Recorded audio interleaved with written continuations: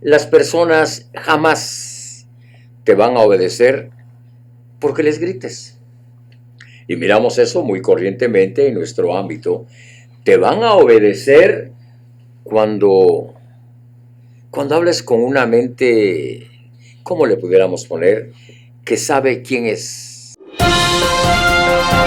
La verdad y nada más que la verdad. ¿Jura usted decir la verdad? El Polígrafo. Con Oscar Rafael Pren. Los comentarios expresados en este programa son ajenos al noticiero El Vigilante. Un buen ejemplo es un león. El león siempre ataca, siempre define y al final marca territorio. Pero nosotros hoy vamos a hablar con alguien que lo conoció como un león, con una mentalidad brillante, con una trayectoria excelente, y su nombre es Ricardo Sagastume Morales.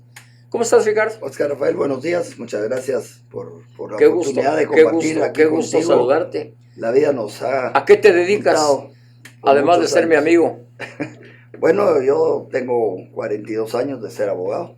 Abogado y notario. Abogado y notario. ¿Alguna especialidad? Derecho mercantil corporativo. Uh-huh. El tiempo nos llevó también al área de la defensa constitucional. Uh-huh. Hemos sido muy activos como oficina, como familia, en la defensa de la Constitución, de la República, y eso nos ha llevado también a explorar esas áreas tan importantes que hoy están tan de moda, porque muchos están inflados por la inteligencia artificial. Uh-huh. y realmente ya no sabemos si quienes aparecen por ahí son personas reales de carne y hueso o son creaciones artificiales. Y puedes hablar como Chapín de la calle, usando un lenguaje comprensible para todos los sectores. Bueno, que no sean farsantes. Ricardo es un hombre culto, un hombre que usa un léxico diferente, pero hoy vamos a hablar para diferentes personas, estamos llegando a millones de personas, y yo creo que la situación aquí, antes de hablar las intimidades que puedan causar revuelo en las opiniones de las personas, le quiero preguntar a Ricardo, ¿será difícil gobernar al mismo tiempo y ser un excelente padre? Yo diría que no, pero para poder gobernar tienes que ser un buen padre. ¿Por qué? Porque implica la práctica de valores, de principios, de estar integrado con lo más importante que puede tener uno en la vida, que es su propia familia, sus propios hijos. ¿Qué clase de hijo fue Ricardo Sagastume? Qué difícil. ¿De 1 a 10? De 1 a 10, creo que pude haber sido un 7 o un 8. Ok, pregunto esto. Aunque me considero que fui un buen hijo, de verdad. En muchos sentidos, crecí trabajando con mi padre en su oficina. Porque son preguntas que normalmente no se le hacen a alguien. Así es.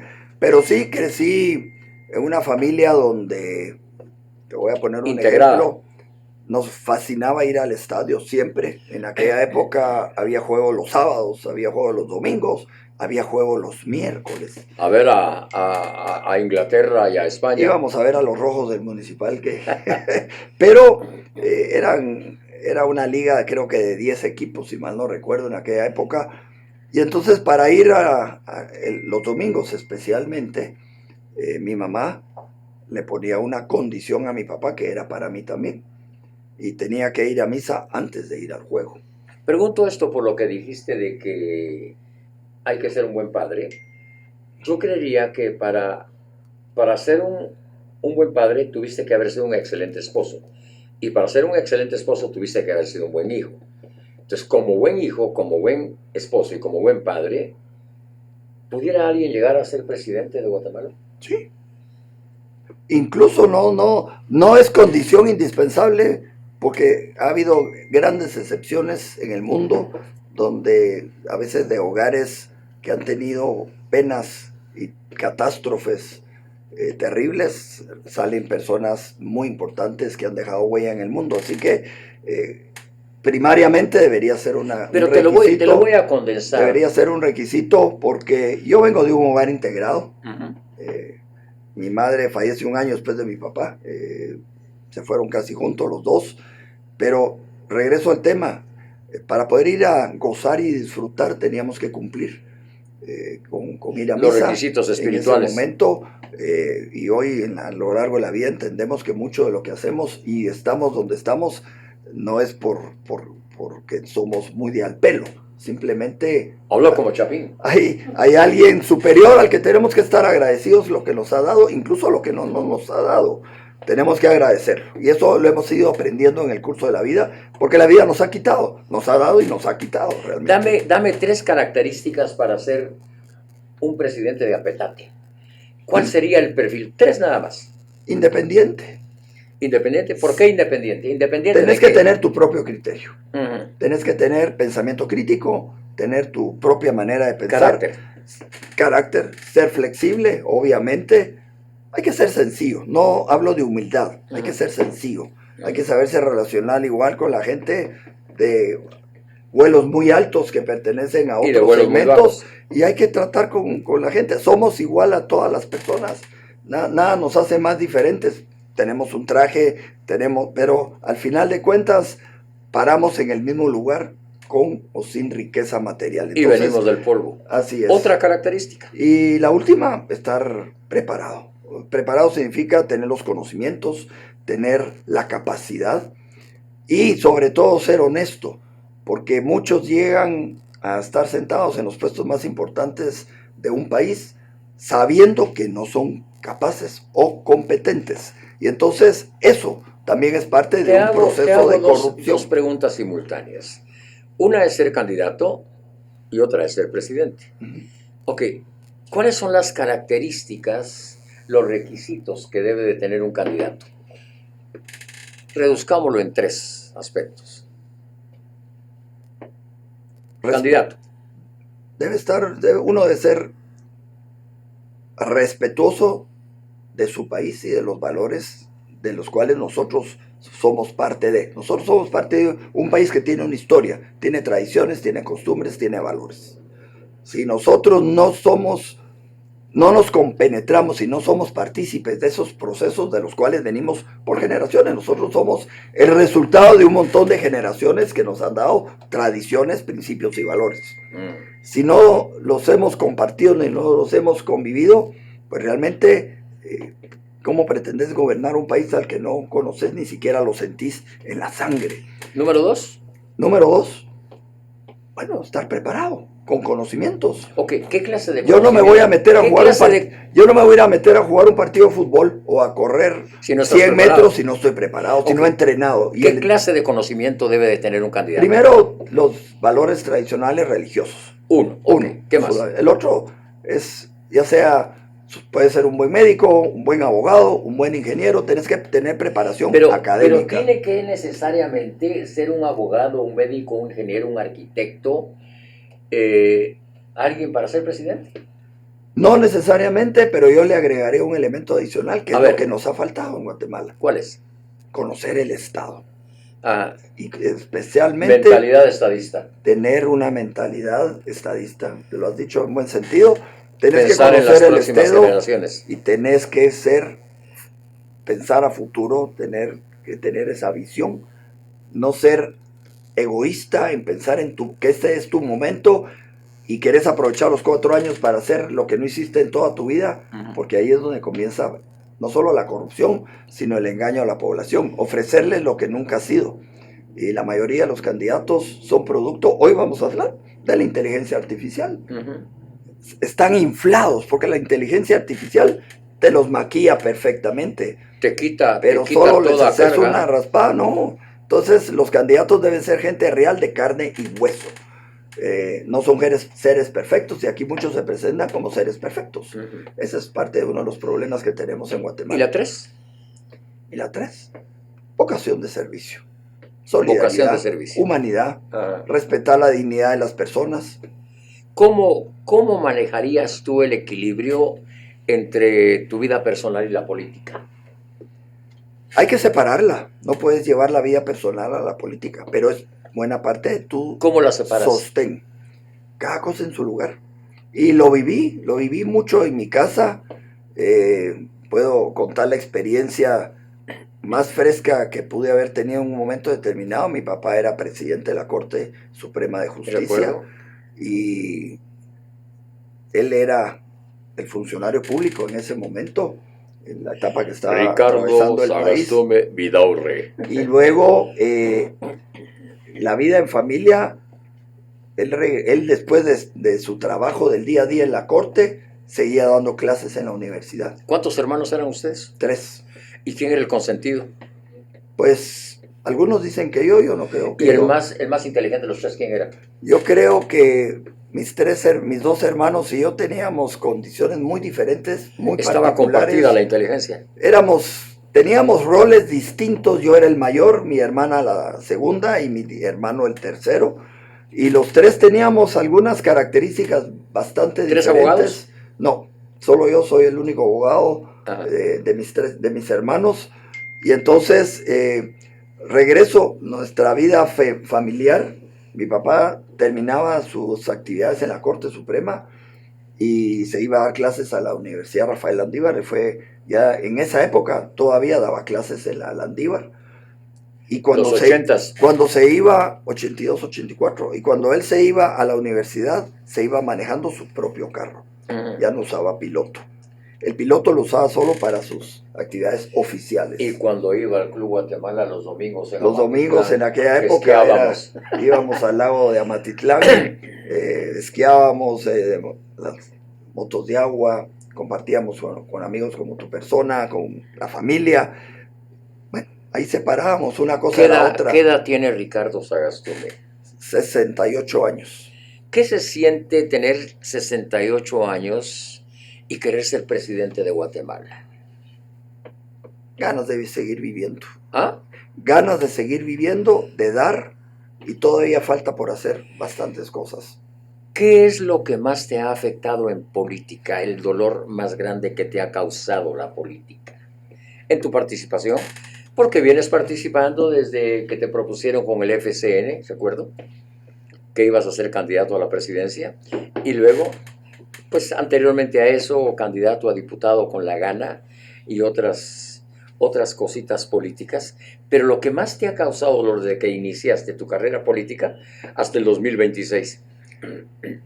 Lo que más me ha tal vez molestado es desengañarme de que las personas que en algún momento pensaste que podrían ser las personas que estaban buscando y deseando lo mejor para Guatemala, a la larga solo buscan sus propios intereses.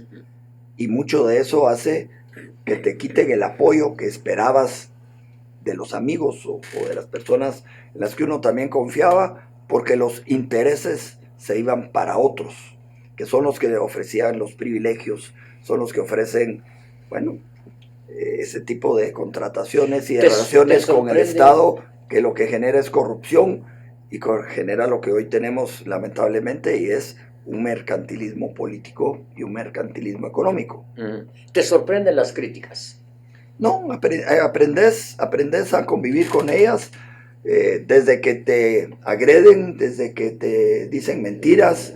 Hoy, por ejemplo, que hemos llevado una participación pública un poquito más distanciada, hemos sido férreos críticos de la actual administración del Colegio de Abogados y Notarios. Lamentablemente está en manos de una junta directiva que tiene compromisos políticos con el gobierno. Ellos no tienen ni merecen estar dirigiendo el colegio y nos hemos opuesto. ¿Y qué ha hecho el Colegio de Abogados? Cuando cuestiona nuestras actuaciones legales, judiciales, sacan comunicados usando la red del Colegio de Abogados. Eso significa poco valor, porque esas personas cuando están en la calle como nosotros, no valen. Son fuertes, son poderosos y son buenos cuando se respaldan detrás de una institución, pero ellos solitos no son nada. Y el Colegio de Abogados, cuando saca comunicados, nos menciona con nombre y apellido. Eso es mala fe. Nos debería preocupar, sí, porque cuando te presentas, vas a los tribunales, vas a algunas reuniones, vas a algunos eventos, hay gente, mire, usted es el que salió en el comunicado del Colegio de Abogados, usted es el que metió tal recurso. te genera una antipatía, Críticas. pero críticas de mala fe. Anteriormente esto, claro, con dolo. Viniendo de gente como la actual junta directiva del Colegio de Abogados, me encanta la crítica. Me encanta la crítica, porque ya van a rendir cuentas. Eleva tus puntos. Ya van a rendir cuentas. Una pregunta, Ricardo. Y ahí hay, por ejemplo, jovencitos que yo les he dado algunos consejos que no los quieren tomar. Hubo un abogado que hoy está, uno de ellos, promoviendo una reforma constitucional. Y lo entrevistan con relación a alguna acción legal que promovimos a principios de año. Y dijo, son demenciales. ¿Ah? Son demenciales. ¿Por qué? Y le permitieron expresarse de esa manera respecto de nosotros, de una propuesta legal que se tramitaba a través de los tribunales de justicia.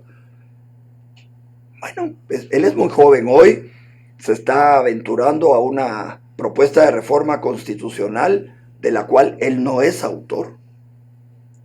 Y el hecho de no ser autor no lo hace una característica que hablamos, independiente. Claro.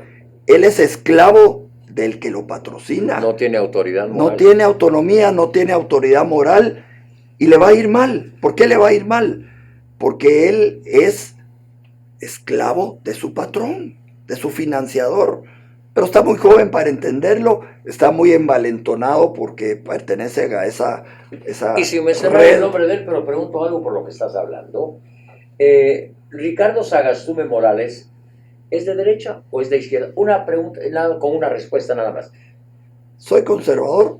¿Qué? Pero conservador. Conservador, creo en la familia, creo en la propiedad privada, creo en la libertad. Pero los de izquierda no creen eso también. Eso dicen, pero no. ¿Y los de derecha? Muchos también lo dicen, pero no. Tienen otro problema. Creemos en la propiedad privada y en el libre comercio. Yo no me atrevo. Pero hay mucha gente de derecha que es mercantilista, entonces claro, no son de derecha. Yo no me atrevería a dar opinión porque te estoy entrevistando. Y un entrevistador nunca debe dar opinión, sino debe de preguntar. Sin embargo, yo creería, nada más un pensamiento medio loco, que la derecha recalcitrante y la izquierda recalcitrante, las dos son aletas del mismo tiburón. Pero quiero preguntar algo mucho más amplio. Como eres conservador, ¿te reunirías cara a cara con el presidente de Cuba? Por eso yo hablé de ser flexibles. Pero pregunto, ¿te reunirías con él cara a cara? Tenemos que tener una relación, sí. ¿Y ¿por qué no? ¿Qué le dirías? Bueno, para empezar, uno va con lo que es, a tener una relación con lo que no es. Pero ¿qué le dirías al presidente de Cuba? Bueno, primero, ¿cuál sería la razón de tener una reunión? Como presidente de Guatemala. Pero asumemos, yo quitaría ahorita, digamos, obviemos el tema de Cuba, porque, pero hablemos de otros países con los que Guatemala tiene una relación política y relación comercial. ¿Qué le dirías? Pues tal vez no me atraería ir allá, no tenemos nada en común. ¿Con Bukele? ¿Qué le dirías a Bukele? Bueno, Bukele. ¿Qué consejo le darías? Bueno, primero, sería muy interesante conocer un poco más, su centralismo en el poder sería una de las cuestiones, porque está haciendo cosas buenas hasta donde recibimos información en El Salvador, pero está cayendo en un juego de autoritarismo que es peligroso, no solo para su país, para la región, porque nosotros somos una región integrada, formamos parte de la Federación Centroamericana en su momento, hay quienes todavía pretenden que volvamos a ser una federación, pero cuando tenemos un elemento que puede ser disociador como lo ha sido Nicaragua, lo fue Honduras hace un tiempo también con regímenes políticos que van en contra de lo que hemos tenido, pues, de la libertad. Ese es uno de los mayores problemas, pero en el caso de Bukele, el problema que él tiene, pues podría ser el autoritarismo, centralismo en que está cayendo. ¿Le darías un consejo sobre el autoritarismo que está usando? Y compartir experiencias, porque tienen cosas buenas que ha hecho él en El Salvador, cosas buenas que nosotros podemos tener. Regresemos a 1821. Guatemala ha tenido alrededor de 52 presidentes, jefes de Estado, etcétera, hasta el 2026, 52 presidentes. Si tú fueras Si tú fueras presidente de Guatemala, serías el presidente número 53.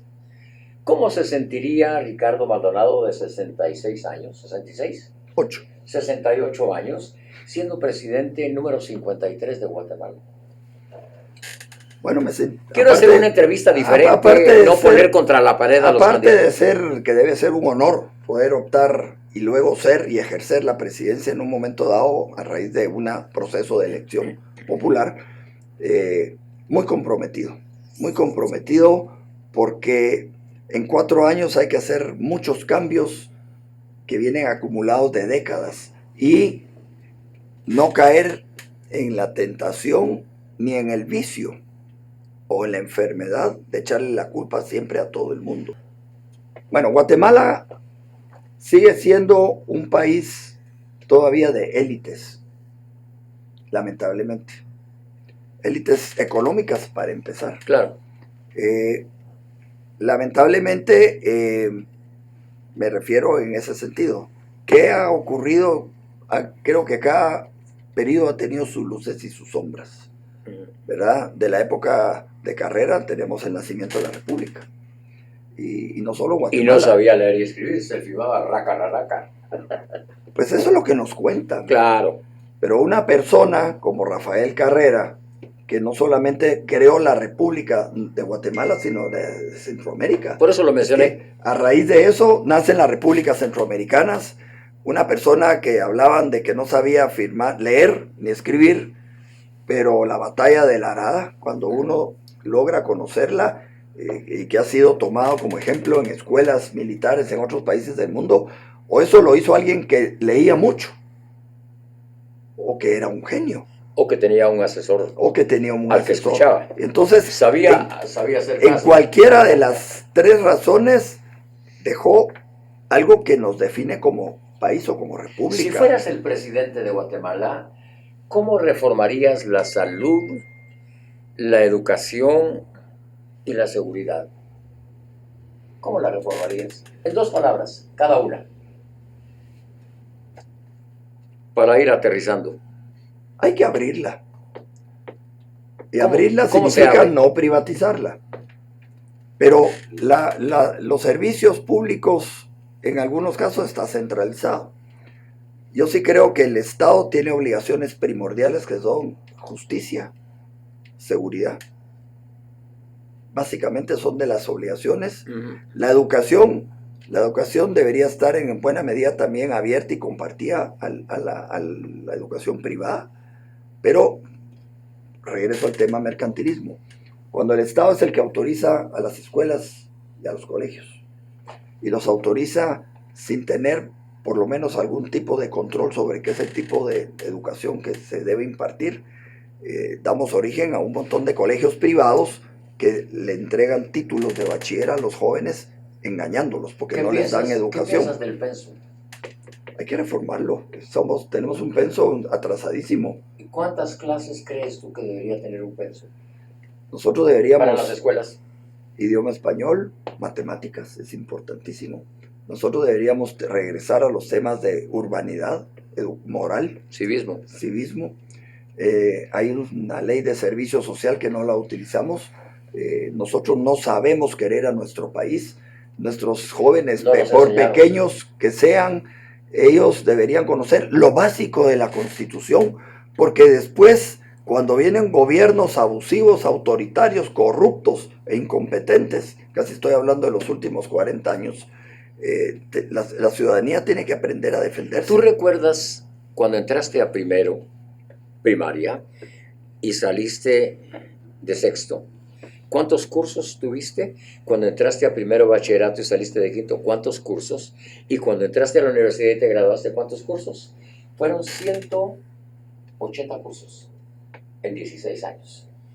Ahora te pregunto como abogado, de esos 180 cursos, ¿cuántos cursos usas en la praxis? El lenguaje, idioma español, matemáticas. ¿Actualmente? ¿Cuántos? 10. ¿No es mucho 10? Puede ser mucho. Entonces, pero si sumamos podríamos... Por eso hay que actualizarlo, porque hay, por ejemplo, grandes problemas Nosotros tuvimos una experiencia personal interesante. El mayor de mis hijos realmente era un gran deportista, excelente deportista. ¿Del Javier también? No, del Interamericano. Ah, ok. Y pues participó en la sub-15 desde muy jovencito. Cuando Brindisi vino a Guatemala, fue convocado a la selección nacional. A los 16 años participó en un juego con Ecuador. Tuvimos el honor, ¿verdad?, de que Brindisi lo entrenara. Miguel Ángel. Sí, cuando vino a entrenar a la selección.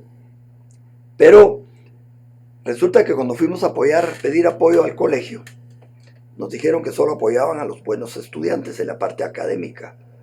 Pero nunca habían tenido la petición de un buen deportista que representaba a su colegio, a nuestro colegio, que lo representará, que le dieran la oportunidad de poder desarrollarse, porque al final te convertís en una imagen, en un referente de tus compañeros, de tu generación, de otros colegios, y una medallita para el colegio.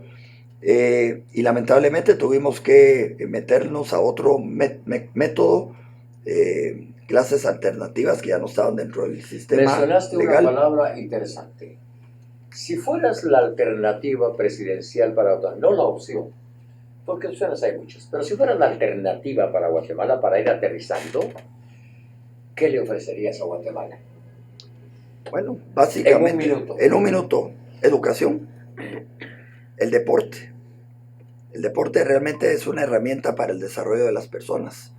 Y tal vez lo más importante, recuperación de la confianza en que vivimos en un país justo, en un país libre y en un país que respeta nuestros derechos y nos abre las puertas de la oportunidad. Eso haría, básicamente. Ok. Básicamente. Muchas gracias. Ha sido un gusto tenerte. Te agradezco mucho. Bendiciones, Anio Eota Shelila Aen, Diosa Sontesinca Hue, en Quechí. Dios les bendiga. Muchísimas gracias por este tiempo y continuaremos con otros programas. Gracias. La verdad y nada más que la verdad. ¿Jura usted decir la verdad? El Polígrafo. Con Oscar Rafael Pren. los comentarios expresados en este programa son ajenos al noticiero El Vigilante.